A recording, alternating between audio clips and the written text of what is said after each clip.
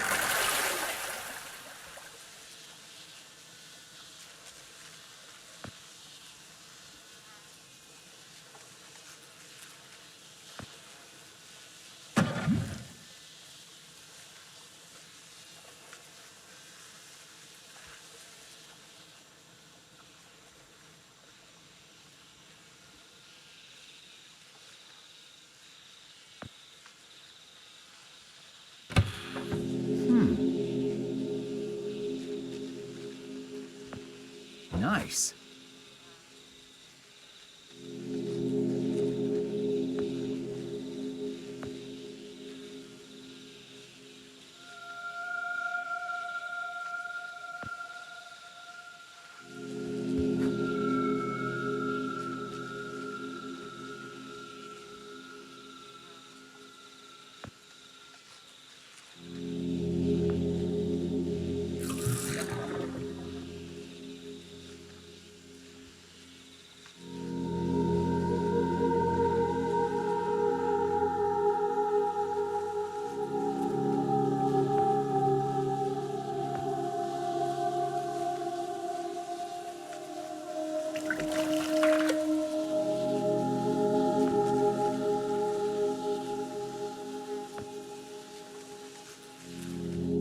When I was a little lad, and so my mother told me, way haul away, we'll haul away, Joe.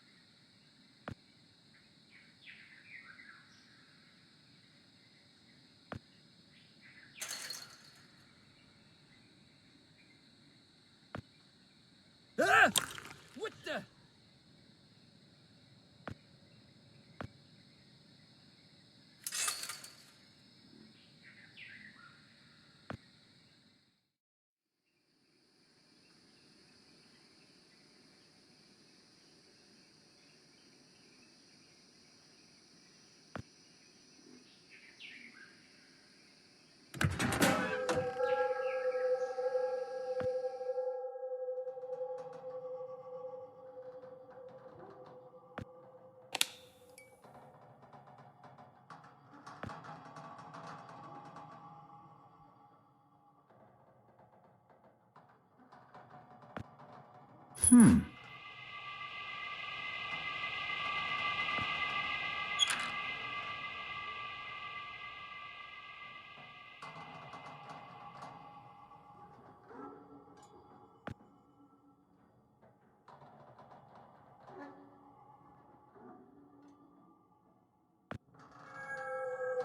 Hmm.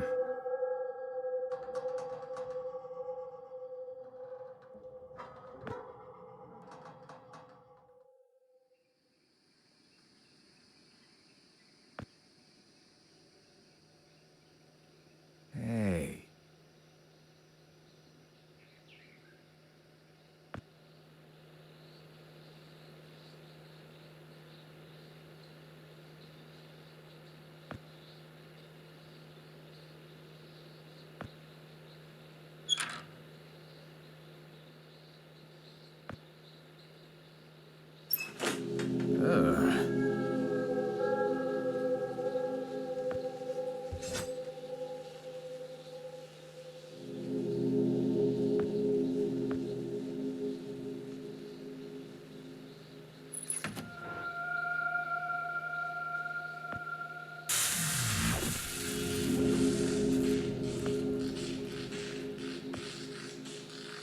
I don't think so.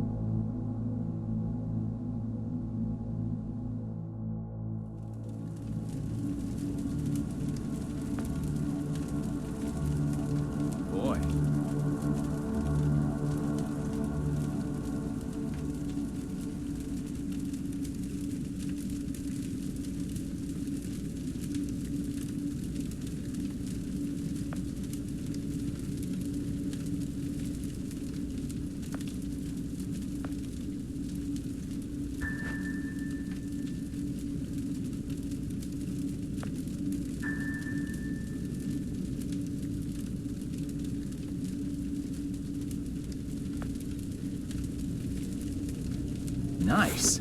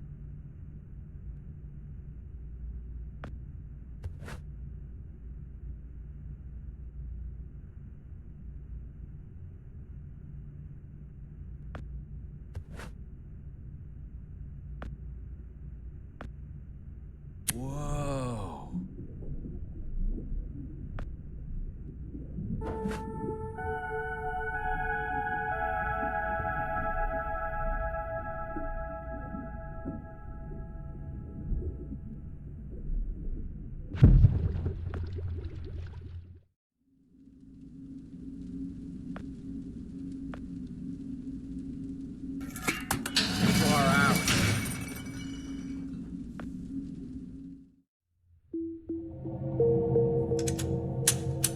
Stop right there! Whoa, wait. Mr. Lambert, sir, it's me, Joe. I don't know you. What are you doing in my house? You sent me here, remember? I've done no such thing. For an intruder, you're not very bright, you know that? For all the commotion you caused getting in here, you might as well have brought a bulldozer. Now, you have exactly 5 seconds to explain what you're doing here. Or so help me God, I'm pulling this trigger and sending you on your way. 5. I was sent here. 4. By you! 3. You told me to find you, to warn you about the end of the world. 2. You were old, with white hair, and you got shot. Oh, God, please don't shoot me, Mr. Lambert. You gave me this. It's an chrono. It's a time machine. I gave you that? Yes! I've never seen anything like it. But on the back, that's my family signet. I made this? It's simply magnificent. I gave this to you? Why? Who are you? Name's Joe, sir. I'm just a janitor at the Archon building. I found you in a room with a big, round door in the basement labs this morning, and you were dying. You said you'd come from 40 years in the future to stop the end of the world. I guess I was the only one around, so you gave me this and told me to find you and tell you all this, and I've been there. The future, I mean. A bunch of times. And you were right, Mr. Lambert. Everyone's gone. My God, so it did come to pass. They really did it, those greedy goddamn bastards. I told them this would happen. Wait, I was dying? How? You said you've been shot. I had to actually find you at the morgue to get this address. Shot? By whom? No, wait. Don't say anything else. You succeeded in finding me, which means anything you tell me from this point on could alter the course of action that brought you to my doorstep. The less I know, the better. So, you've seen the future. What did you see? It's like a bad dream, sir. Everyone's gone. Buildings are coming apart. It's all just quiet. What happened, Mr. Lambert? It is Dr. Lambert. And considering all the effort you just went through to find me, not to mention bearing witness to the horrific outcome of the biggest breakthrough in the history of science, I suppose I owe you some kind of explanation.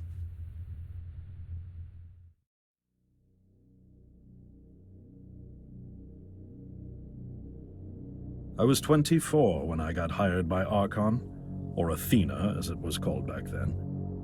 Athena was one of the many weapons R&D companies formed during the Second World War. Unlike other R&D companies that had retooled themselves to pursue peacetime activities after the war, Athena had made enough money to continue chasing the next big thing in defense technologies. They were betting the farm on post-war Soviet expansion, raising the level of government paranoia to create a lucrative market for esoteric weapons research. I'd say they made the right bet. Still a theoretical physicist at MIT, my thesis on the possibility of time travel via dimensional membranes got published shortly after I was hired in 1961. Company heads were so impressed, they gave me a team and a budget. Development exceeded even my own expectations. And after only 6 years, we had the first primitive version of the time machine up and running.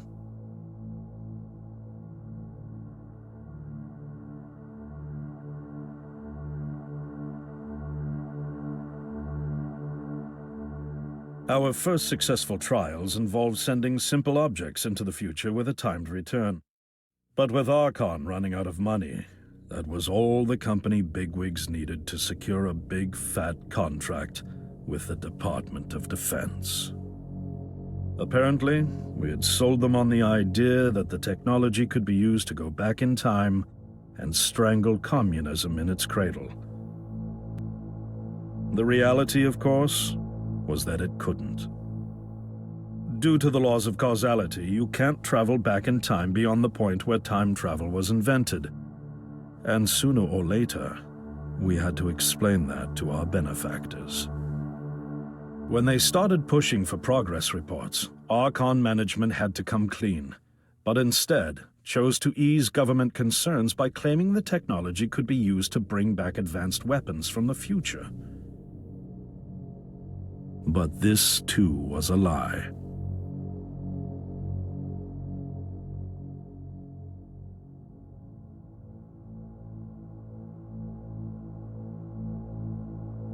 At this point, we'd already had our first of many human trials, and we knew there would be no weapons.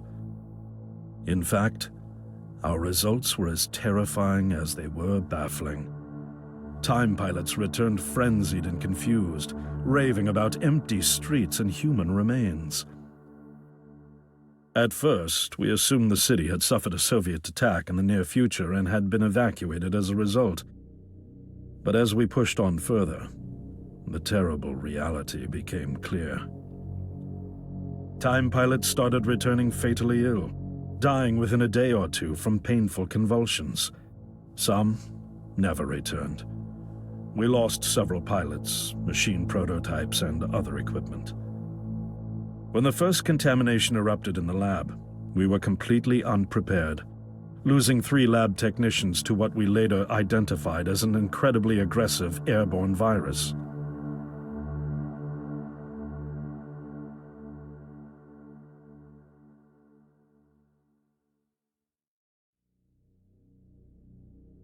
Although we weren't equipped to handle biohazards of this magnitude, management insisted we contain and study it.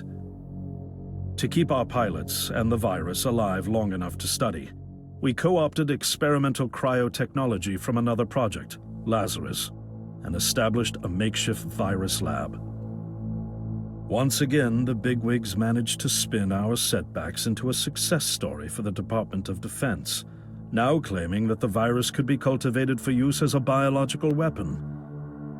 The team threatened to resign, but outrage was swiftly quenched by promises of massive salary increases and stock options.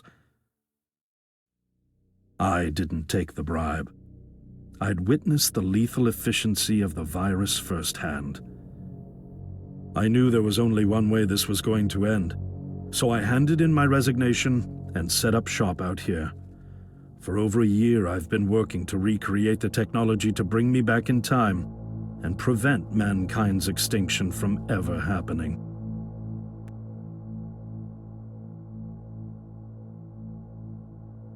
And now you're here, the harbinger of doom at my doorstep, wearing a boiler suit. Who could have imagined that Judgment Day would begin like any other Monday in May? In any case, unfathomable as it may be that you were able to bring this information to me, knowing is only half the battle. Preventing the outbreak will require more than just your tenacity. Me? Wait, what?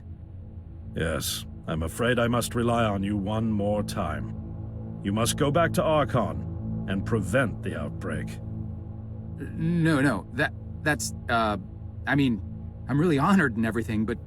Believe me, you're the last person in the world I want to entrust with this, and I mean that quite literally.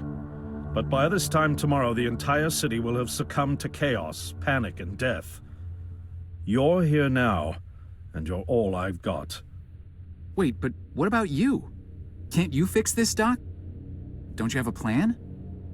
I can't go myself, because that would break the law of causality. The only reason you are here to warn me now is because I was there to send you. And the only reason I was there to send you is because I was able to bring my work to fruition here.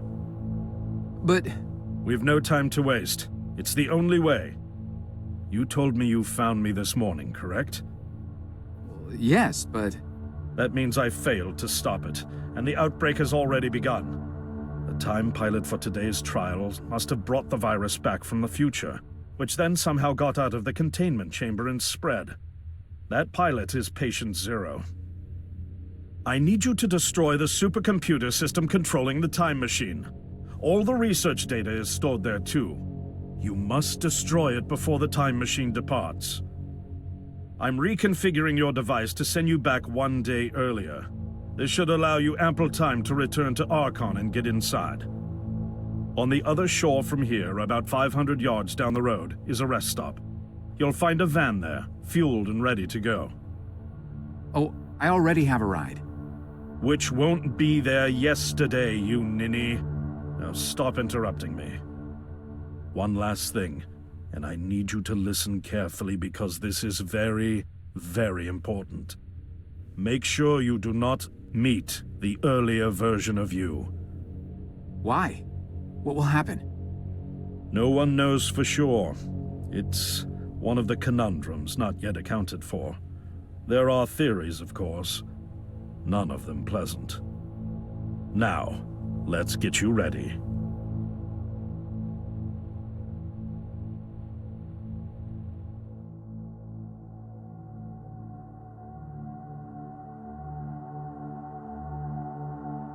How did I get myself into this?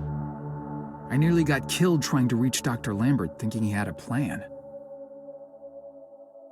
And it turns out it's me. I'm the plan. At least I don't have to walk back. This van's not as cool as the ambulance, but it has its charm. And it sure was nice of him to pack me lunch. I wish he'd pack me a can opener for the beans, though. And some gas for the Bunsen burner. But I'm sure I'll think of something. I've got several hours of driving ahead of me after all. It'll be almost morning before I get to Archon. I just hope I have enough time.